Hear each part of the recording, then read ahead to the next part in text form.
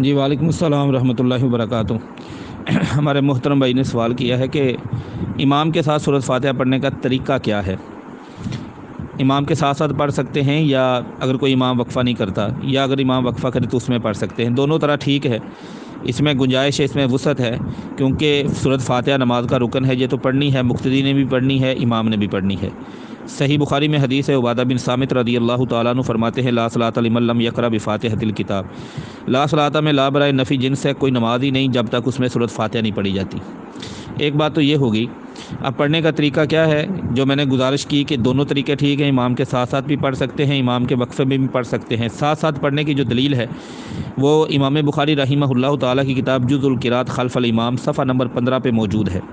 عبادہ بن صامت ہی فرماتے ہیں رضی اللہ تعالیٰ عنہ، انہوں نے رسول اللہ صلی اللہ علیہ وسلم نے ایک دن اپنے صحابہ کو کہا تقرؤون القرآن اذا کنتم معی فی الصلاۃ، قرآن کی قرات کرتے ہو تم میرے ساتھ جب ہوتے ہو نماز کے اندر؟ قالوا نعم، انہوں نے کہا ہاں یا رسول اللہ، جی ہم کرتے ہیں، نحظ حظا، لیکن ہم اس کو جلدی جلدی پڑھ لیتے ہیں۔ آپ نے فرمایا فلا تفعلوا، قرات نہ کیا کرو الا بام القرآن، سوائے سورۃ فاتحہ کے۔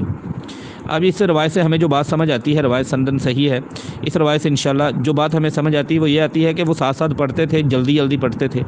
نبی اکرم صلی اللہ علیہ وسلم نے باقی قرات پہ پابندی لگا دی، سورۃ فاتحہ کی اجازت دے دی۔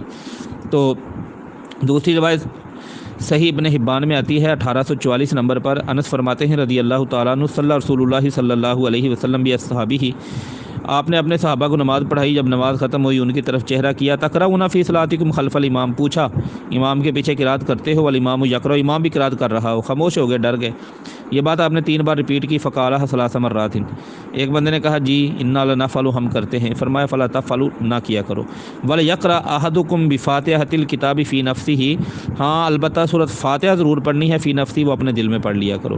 تو اگر کوئی امام وقفہ کرتا ہے تو وقفے میں پڑھ لیں، اگر وقفہ نہیں کرتا تو ساتھ ساتھ پڑھ لیں، یہ احادیث اس پر دلیل ہے انشاءاللہ۔